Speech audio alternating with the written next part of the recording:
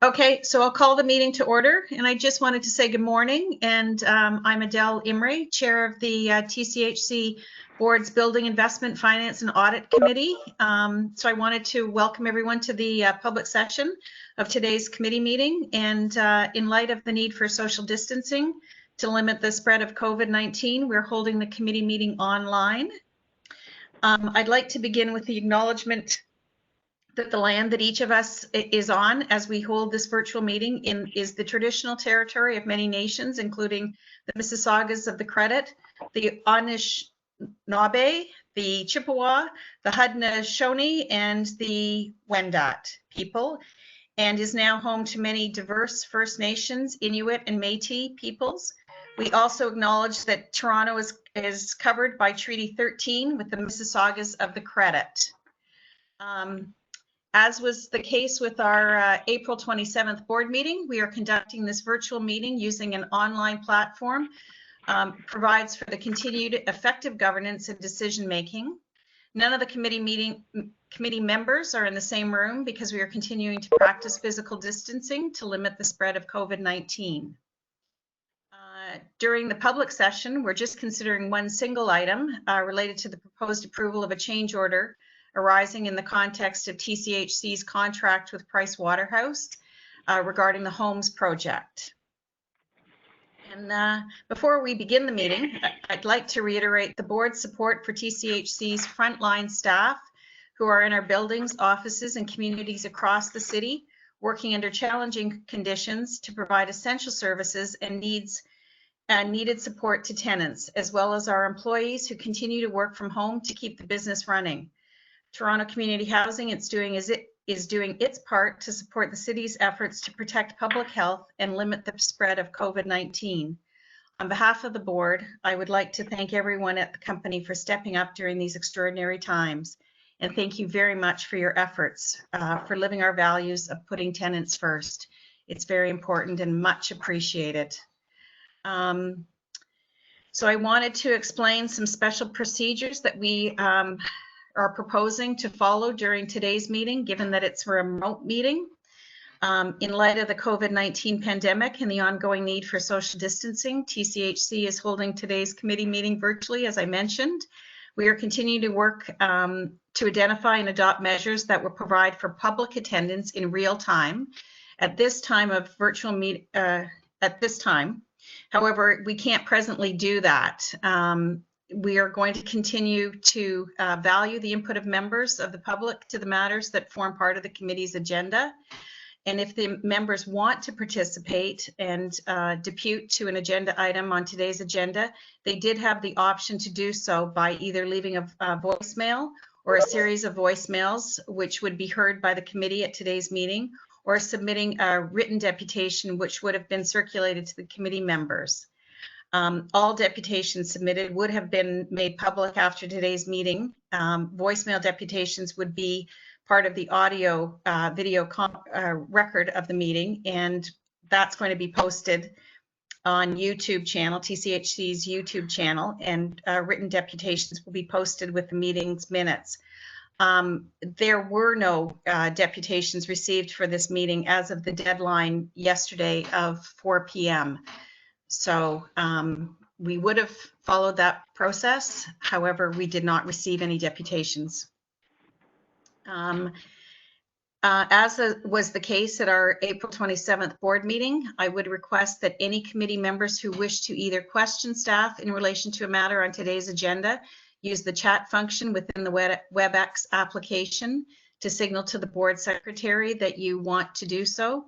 Governance staff will manage a speakers list and a list of committee members who want to question staff. I don't think this is going to be a difficult process given the size of our committee and the attendance today. So I think we'll be able to just speak up. We will vote on items as required using a voice vote, in which I will ask committee members individually to indicate whether they either support or oppose the recommendation or abstain that is before the committee by indicating their vote. So I'm going to move to the agenda. Our consent agenda is item 2A.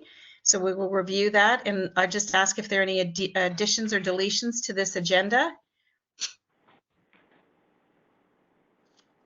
Hearing none, I will move on to the declaration of the conflict of interest, and I'd ask if the members of the committee would like to indicate that they have a conflict as it relates to any agenda item today.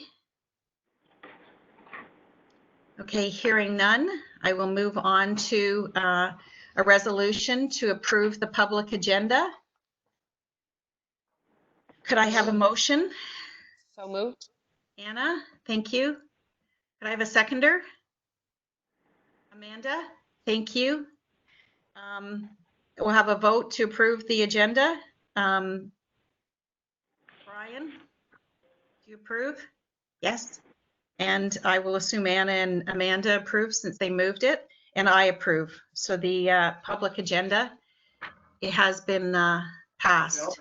Sorry, Adele, Nick has joined the meeting, so he should take. Oh, I'm sorry. No problem. Oh, Nick. As well. Oh, I'm sorry. Sorry.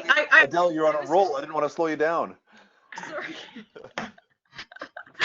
Dara gave me lots to read. We should be. I'm sorry, Nick. I heard that you had were unable to attend.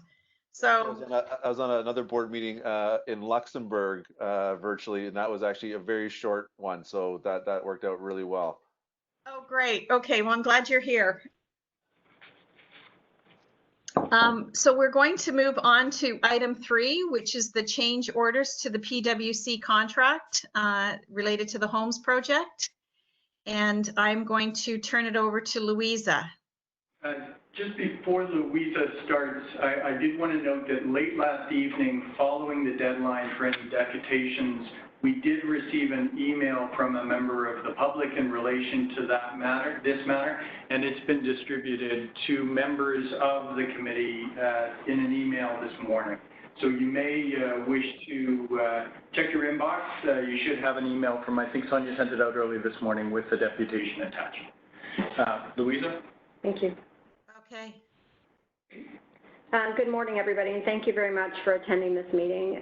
The purpose of this meeting, or of my request, is to seek BIFAC approval for the approval of 2 change orders to the PWC business process design contract totaling $359,136. There are 2 change orders outlined for approval. The first change order is with respect to adding some additional resource hours to complete what is our Track 2 business process design sessions. Those sessions commenced on December 2nd of 2019, and in mid-March, we needed to reconvene the PWC, TCHC, and Yardi teams to redesign the business process design sessions to conduct those sessions remotely. This is additional resource hours required to complete Track 2 business process designs under these conditions, as these sessions are taking longer and require more frequent meetings and breaks to accommodate that. I'm happy to answer any questions on the first change order.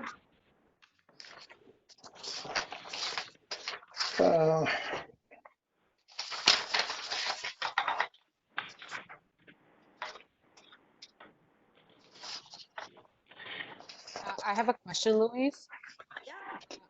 I just want to confirm the change orders from the description in the report. It seemed like they were mainly because of COVID. Would you agree with that? Am I reading this correctly?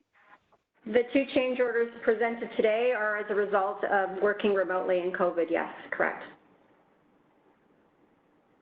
And we are still well within the budget that we had allocated for this project, correct? Correct. And how are we doing on timing? I know that it's been difficult times for everybody. Are we tracking well on timing? So for Track 1, we are actually on time to launch our first go live on July 6th, so that is still tracking to our original project schedule. The Track 2, which is the operations component, is still tracking to a May 2021 launch. What this does is adds additional time to the business process design sessions, about 7 weeks. But what we have done is collapse some of our testing sessions into to make up for that additional weeks. So overall, the project schedule is not being impacted. It's just this phase is going longer. And Louise, a lot of what we're doing in here is we're not only updating our systems, but a lot of the systems are now going to be online. And so we're reviewing the processes. So, I mean, in the times that we live today, I think that this project just became that much more important. Would you agree? Is that where we're moving to? This will actually facilitate us dealing with situations like the ones we're living today? Yes, so for track one, we're actually launching something for our vendors, which is Vendor Cafe, which will allow them to be able to, through a mobile app, be able to receive their purchase orders, be able to submit their invoices all through a mobile application. So it will certainly eliminate a lot of the paperwork that we're doing. For track two, we will have a lot of our operations team using mobile apps as well as part of this project. Yes. This is also a solution that is accessible through a URL, and any of our internal team can access the application from anywhere. Thank you. Those were my questions. Nick, do you have any questions, or Brian? Hello, I guess I just wanted to know who and how many staff are involved in those training sessions that you're talking about. I mean, is this just within the IT, or is it staff or people that are out in the various buildings? Who's actually receiving the training? So this is business process design sessions. So it is a combination of our Yardi team, our project team, including IT, and many business resources. So we have representation from each area of the business, and then we're working through new process designs. So this is, this first one is change order number 3. Is that what we're? Yeah, so we're speaking that we need to extend the length of that engagement originally planned within the project, and therefore it requires some additional resource hours to complete that work. Okay. Thank you. You're welcome. So I move on to change order 4, if there's any other questions. Well, I think Nick has a question. As it relates to the 9, is that, sorry, we're gonna go, is the 9-day in person, we're gonna discuss that now, I guess, or? Yeah, I can move to change order 4. My question was related to number 4. Yeah. Can I, Louisa, can I ask a question on number 3? Absolutely. Okay, so can you speak to, we need additional external resources, but is this impacting your budget for internal resources? No, Adele, as we mentioned earlier, what we're doing is we're actually collapsing some of the testing sessions that we had planned. So normally we do a few cycles of what we call CRP testing and what we call SIT, which is systems integration testing. We've collapsed those 2 testing streams into one to make up for that additional resource time that we would require. So we're making it up through a change in the project schedule. So additional internal resources will not be required. Okay, so there's no impact to that budget. Okay, perfect. Yeah. Are there any other questions on number 3? Change order number 3. I'm not, well, I guess there's a combination, but I was looking at the change order summary and the 30.26% increase. And maybe you could talk about, was that built into the budget, or did we expect that amount of increase in the contract? I mean, it just seems to be a large increase. And I mean, if we hadn't had COVID, would we have not required this, or we'd be under budget, or I just need a little more clarification. So Brian, let me pick that up, and I will ask Louisa to further clarify on it. You're speaking specifically to the Price Waterhouse Award? The change order summary below, yes. Now Yeah, okay. I just wanted to make sure, because I just wanted to clarify, relative to the budget, the total budget of this project, we are still tracking under budget, and we expect at this juncture, we have some expected budget savings that will materialize. So the overall project is still running under budget, and is relative to the Price Waterhouse award. The awards 3 and 4, as Louisa mentioned earlier, are COVID related. They are a result of having to work in a rather than collectively meeting together. You know, they are working in a remote environment, and so those are directly related to that. And the other 2 change orders were approved earlier this year, and they were really due to scope changes and factors that TCHC brought to the table that actually made a better project. Thank you. No, okay. Did you want to add anything further on that? No, the original, although the award for PwC, the original award was a little less than $2 million, we had budgeted for overall business process designs on the Homes project of about $2.6 million, $2.5 million. So this is still in line with that area of work. So I'll just go on to change order 4. So as a mitigation strategy, this was the request of TCHC's project team. So we recognize that we will be working remote in excess of a number of weeks. The overall track 2 business process designs are quite complex. There are complex processes. There are many participants that we're asking to provide input. And we thought that as a mitigation strategy, when we can put appropriate measures in place, when it is reasonable for us to reconvene the project team with a group of individuals, including our PwC and our Yardi teams, we would like to have a 9-day session to bring those teams together and to go over all the work that was conducted for track 2. We believe this to be an important mitigation strategy. As much as we're trying to manage remote business process design sessions, we do know that some requirements may be missed. We do understand that sometimes our project resources necessarily have the same level of engagement remotely. It is much more difficult to work remotely continually for hours in a meeting session. So we believe that it is in our best interest to reconvene the team in person once all of the workshops and all the business process designs are completed, and run through them to identify anything that we might have missed prior to finalizing the configuration of the solution for track 2. So this was a TCHC request in order to ensure that we don't have to do rework on the configuration and the implementation side. That would absolutely become evident when we started testing. We know that those would come up in the testing if we had missed some of those requirements. So we've asked PwC to put together a price for a 9-day in-person workshop to commence upon the completion of the business process designs for track 2, and when we can get appropriate measures and space in place to do so. Are there any questions for Louisa about change order number 4? It's Nick here.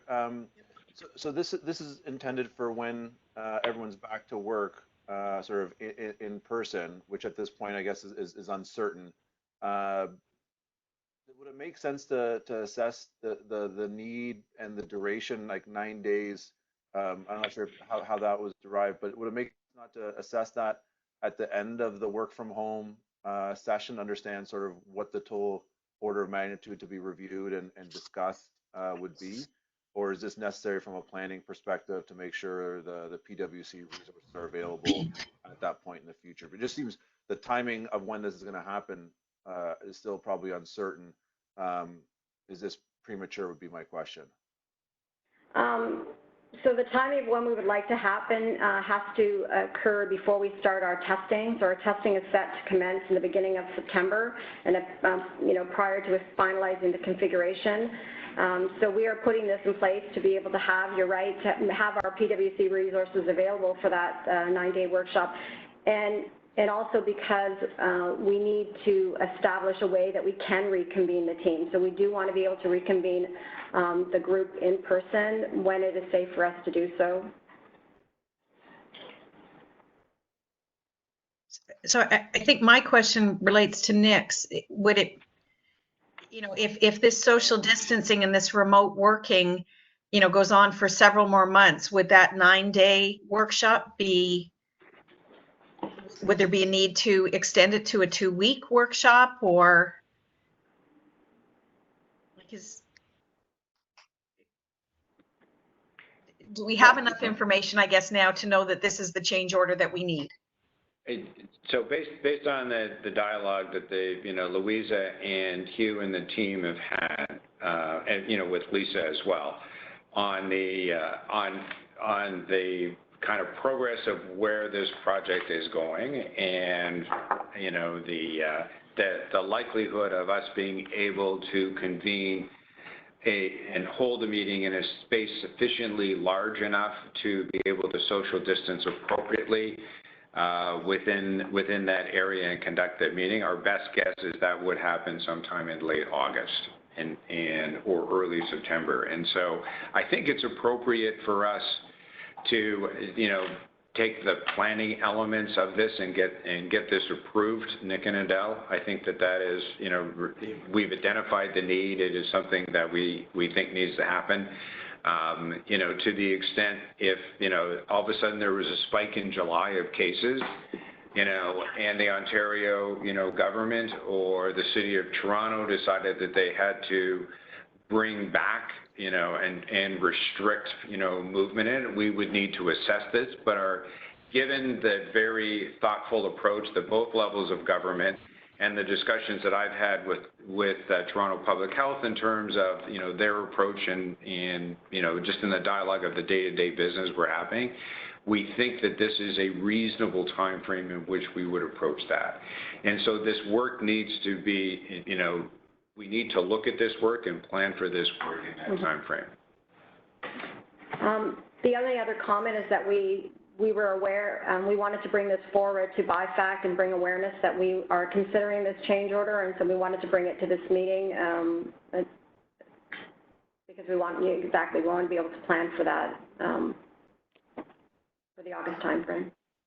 And these two change orders were presented to me independently, and given that they were right on top of each other, you know, I mean, it was within my, you know, delegated authority to be able to approve the first one, but I wanted the committee to look at both of them since we knew the second one was going to be upon us, and to have the appropriate financial governance in place on it. Are there any other questions? Yeah, I have a question. It's Brian. Yes. On a go forward basis, and I want to know within the budget, I mean, we'll need ongoing training for staff is implemented.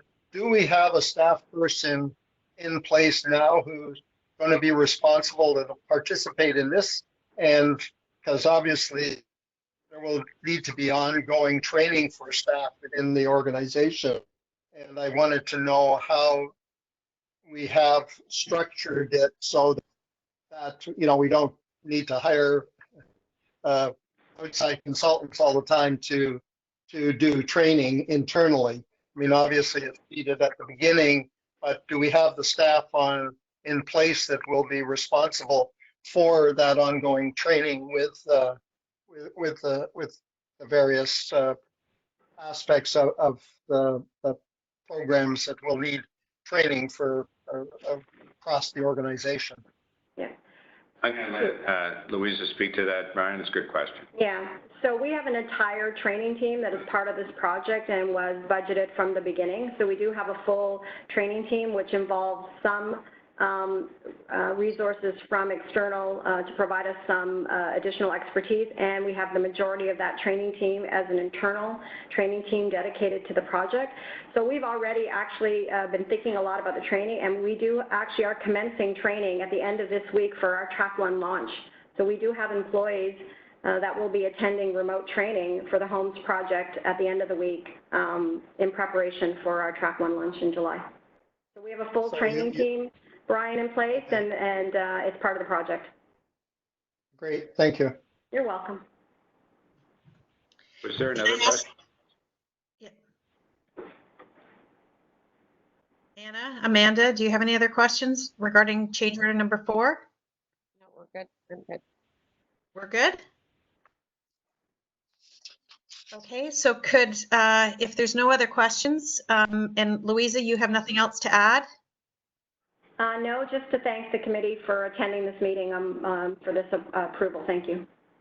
Thank you. So could I please have a motion to approve the recommendations in this report? I'll move. That's Brian. Thank you, Brian. Could I have a seconder? Yep.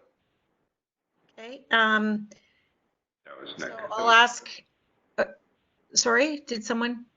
I was just clarifying for Dara that was Nick. Oh, okay. So Amanda, are you in favor? Or what's your, we have to do a voice vote. Yes. Yes. Anna? In favor? I'm also in favor. Nick? I'm presuming, yep. And Brian, I'm presuming you moved, so you're in favor? Okay, so the motion carries. Thank you very much. I hope everyone had a chance to read the deputation. Okay, and so that will be posted with our minutes. And I don't think there's any need to address that, or Kevin, do you?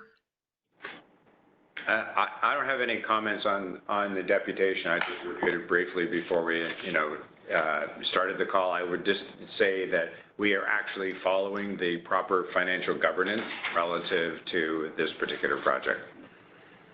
Great. Okay. So can I ask if there's any other business? Okay, so hearing none, can I have a motion to terminate the public meeting of BIFAC? Yes, it's Nick. Nick? Anna is seconding. Okay, Amanda, you in favor? Brian, are you in favor? I lost Brian. Do this, Brian? He's there. I see him. Okay, so do I, but I don't hear him. Brian, raise your hand if you're in favor. Oh, there you go. Okay, thank you. I'm also in favor. So I think motion carries. So I will just thank everybody for your time today. And it's much appreciated. And good luck, Louisa. Thank you. And on behalf of the staff, I'd just like to thank everybody for making themselves available today. Thank you very much. Thank you. Okay, take care. Stay well. Thank you. Okay. Thank you. Bye. Bye-bye.